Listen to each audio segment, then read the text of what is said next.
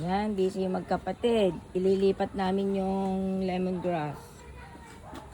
Ang gamit sa pagluluto. May spices. Yan. Naalis yung mga ugat ng lychees. Dumami.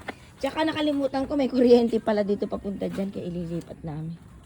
Para hindi nadidiligan palagi. Lalo na pag tag-ulan. Ay, summer pala. Ayan. Ayan. Galingan niya. Nang maitanim natin, maayos.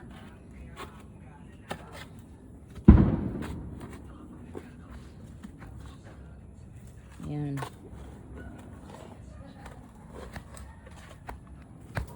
Pwede rin sa akin dito. Yung ulam namin is chicken. At saka munggo. Nilagyan namin ng lemongrass, pinapakuluan ko, at saka daon ng luya. Tapos asin. Na konti. Kasi malasa eh. Daming sin. Ayan. Nakakatuwa. Busy lahat. Malalaki na rin yung mga saluyot doon. Nais ang palaya. Magtatanim kami ng munggo doon. At saka talong, upo. Yun. Ayusin. Okay, salamat sa panonood. Thank you so much.